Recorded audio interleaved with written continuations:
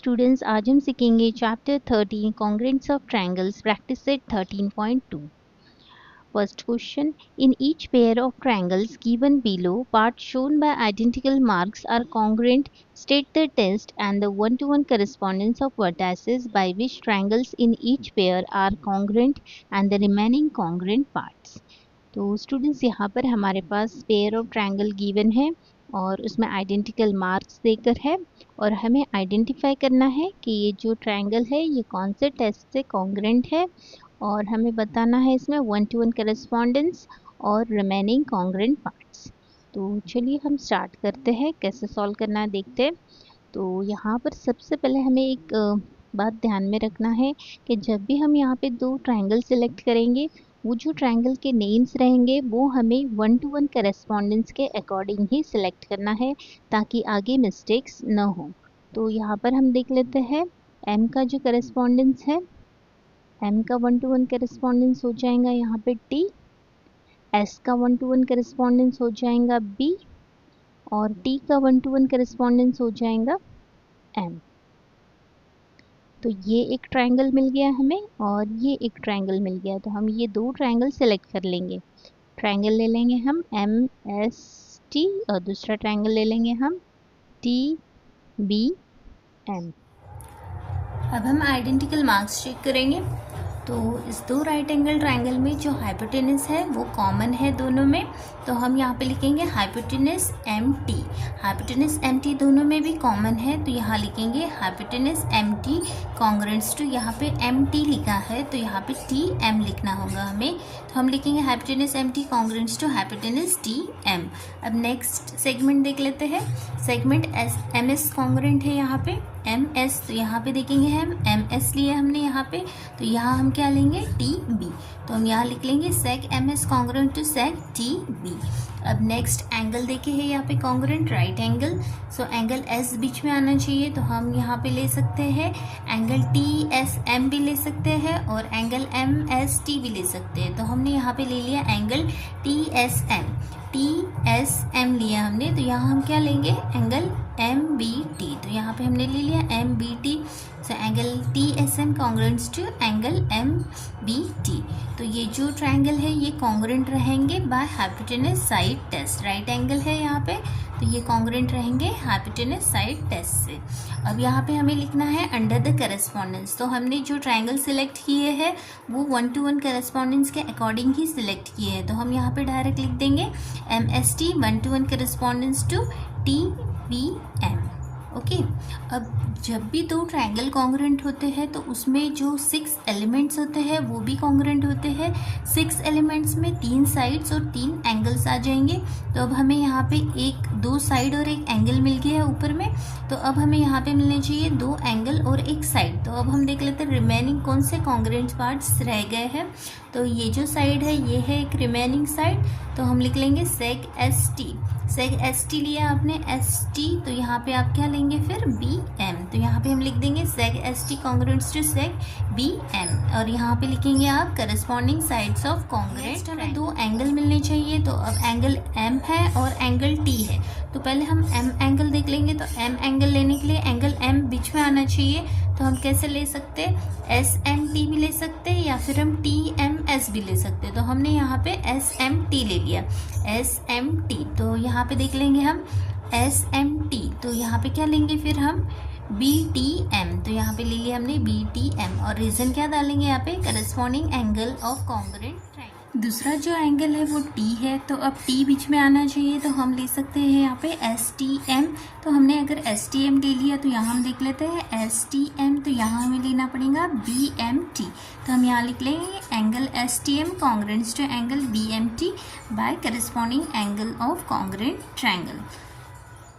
Second question, इसमें भी students हम यहाँ पे वन टू वन करेस्पॉन्डेंस के अकॉर्डिंग ही ट्रायंगल के नेम सेलेक्ट करेंगे. तो हम यहाँ पे ले लेंगे पी, जो है पी का वन टू वन करेस्पॉन्डेंस है, पी का वन टू वन करेस्पॉन्डेंस है टी, तो यहाँ लिख लेंगे टी. फिर देखते हैं आर, आर का one to one correspondence R ही रहेगा, आर कॉमन है दोनों में. और क्यू का जो है वन टू वन करेस्पॉन्डेंस ये रहेगा एस. तो हमें यहाँ पे ये एक ट्रायंगल मिल गया ट्रायंगल पी आर क्यू और दूसरा ट्रायंगल मिल गया हमें टी आर एस. तो हम ये 2 ट्रायंगल ले लेंगे. तो हमने यहाँ पे ट्रायंगल के नेम लिख लिए हैं, in triangle PRQ and triangle TRS। अब हम यहाँ पे आइडेंटिकल मार्क चेक कर लेते हैं। तो सबसे पहले हम यहाँ पे देख लेंगे PR, तो ये जो PR है यहाँ पे भी है आइडेंटिकल मार्क और यहाँ पे भी है, इट मीन्स कि ये दोनों सेगमेंट कॉन्ग्रेंट है। तो PR लिया हमने, सेग PR, तो यहाँ हम लिखेंगे TR, तो यहाँ हमने लिख लिया seg TR, segment PR congruence to segment TR, seg PR congruence to seg TR। अब हम नेक्स्ट देखेंगे, अब यहाँ पे एंगल देके है, ये जो एंगल है ये वर्टिकली अपोजिट एंगल है, तो दोनों में यहाँ पे R बीच में आना चाहिए, तो हम क्या ले सकते हैं यहाँ पे PRQ ले सकते हैं। PRQ लिया हमने PRQ, तो यहाँ पे क्या लेंगे फिर हम TRS, तो यहाँ पे हमने ले लिया angle PRQ congruent to angle TRS। Reason डालेंगे यहाँ वर्टिकली अपोजिट एंगल्स, यहाँ आपको पूरा लिखना है स्टूडेंट्स, वर्टिकली अपोजिट एंगल। और नेक्स्ट देखेंगे, अब यहाँ पे ये दो लाइंस देखे हैं, इट मीन्स ये दोनों साइड्स कॉन्ग्रुएंट्स है, तो यहाँ पे हम लिख लेंगे सेग QR। अगर हमने QR लिया है तो हम यहाँ पे देख लेंगे QR लिया है हमने, तो यहाँ हम क्या लेंगे फिर SR, तो यहाँ पे लिख लेंगे seg QR congruent to seg SR। तो ये जो ट्रायंगल है दोनों ये कॉन्ग्रुएंट है by side angle side test, तो यहाँ हमने लिख लिया by side angle side test. अब यहाँ पे लिखेंगे अंडर द करस्पॉन्डेंस, करस्पॉन्डेंस हमने ऑलरेडी पहले ही ले लिया है, यही करस्पॉन्डेंस है, तो यहाँ पे लिख लेंगे PRQ 1:1 correspondence to TRS।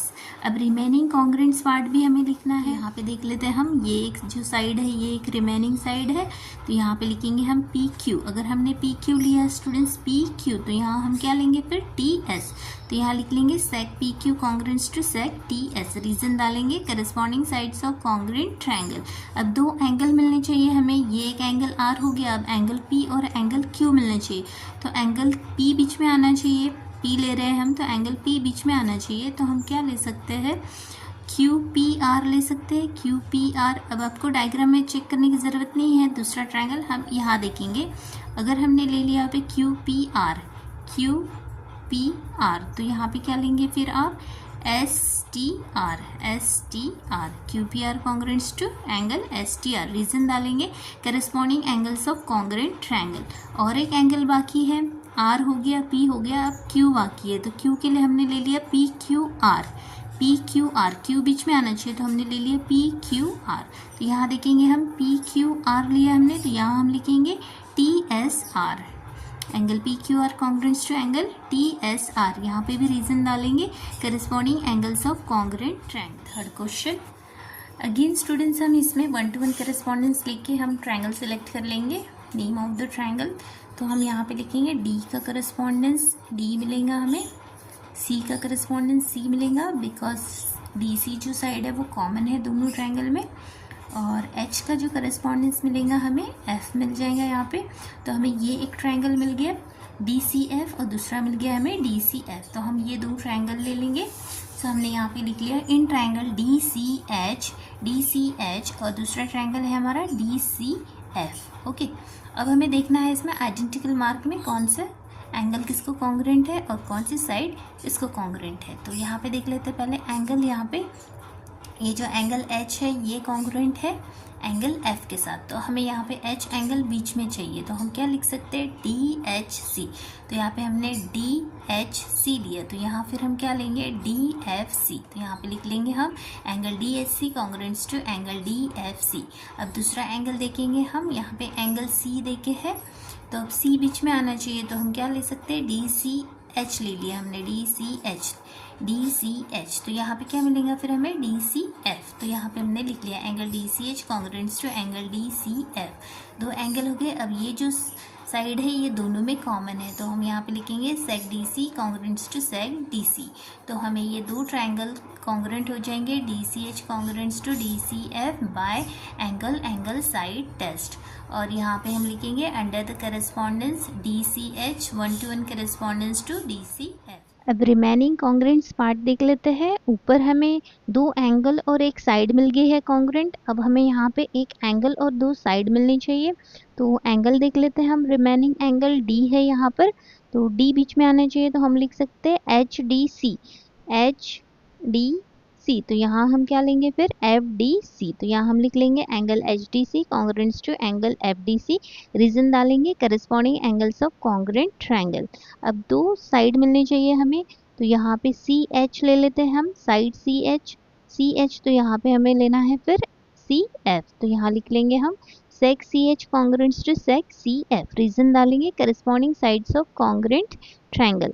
Next side देखना है हमें sec dh, d और h, dh ले रहे हैं हम, तो यहाँ हम लेंगे df, तो sec dh congruents to sec df, reason डालेंगे corresponding sides of congruent triangle. Last question, in the adjacent figure seg AD congruents to seg EC, which additional information is needed to show that triangle ABD and triangle EBC will be congruent by angle side test? इस question में हमें एक segment congruent दिया गया है, सेग AD congruents to seg EC, और हमें पूछा गया है कि ये जो दो ट्रायंगल है ये एंगल साइड टेस्ट से कॉन्ग्रुएंट हो सकते हैं, उसके लिए हमें कौन से एडिशनल इंफॉर्मेशन की ज़रूरत है, तो ये हमें क्वेश्चन में पूछा गया। स्टूडेंट्स, यहाँ पे जो क्वेश्चन में जो ट्रायंगल के नेम दे के है वो 1-to-1 करेस्पॉन्डेंस के अकॉर्डिंग देकर नहीं है, तो सबसे पहले हम यहाँ पे 1-to-1 करेस्पॉन्डेंस के अकॉर्डिंग ले लेते हैं। तो ए करेस्पॉन्डेंस रहेगा सी के साथ, डी करेस्पॉन्डेंस रहेगा ई के साथ, और बी करेस्पॉन्डेंस रहेगा बी के साथ। तो हम ये दो ट्रायंगल ले लेंगे, तो अब हम यहाँ पे लिखेंगे in triangle A D B, और दूसरा ट्रायंगल ले लेंगे हम सी ई बी। अब हम देखते हैं यहाँ पे क्या देकर है, तो सेगमेंट ए डी कॉन्ग्रुएंट है, सेगमेंट ए डी लिया हमने, तो यहाँ हम क्या लेंगे सी ई, तो यहाँ लिख लेंगे seg A D congruence to seg C E, और ये गिवन है तो यहाँ पे गिवन लिख लेंगे। अब हम डायग्राम में देखेंगे यहाँ पर जो ये एंगल है वर्टिकली अपोजिट एंगल है, तो वर्टिकली अपोजिट एंगल कॉन्ग्रुएंट होते हैं, तो ये हम यहाँ पे लिख लेंगे angle A B D congruence to angle C B E, vertically opposite angle. इस क्वेश्चन में हमें पूछा गया है कि ये जो दो ट्रायंगल है ये एंगल साइड टेस्ट से कॉन्ग्रुएंट होने के लिए और कौन से एडिशनल इंफॉर्मेशन की यहाँ पे ज़रूरत है, तो हमें यहाँ पर एक साइड और एक एंगल मिल गया है, अब हमें एक एंगल की ज़रूरत है, तो हम देख लेते हैं कौन सा एंगल है। एंगल बी एक हो गया है, अब यहाँ पे एक एंगल ए भी हो सकता है और एंगल डी भी हो सकता है, तो हम यहाँ पे पहले एंगल ए ले लेंगे। एंगल ए लेना है हमें, तो एंगल ए बीच में आना चाहिए, तो हम ले लेते हैं डी ए बी। तो अगर हमने डी ए बी लिया, डी ए बी, तो यहाँ पे क्या लेंगे फिर हम ई सी बी ले लेंगे, तो यहाँ लिख लेंगे हम angle D A B congruence to angle E C B.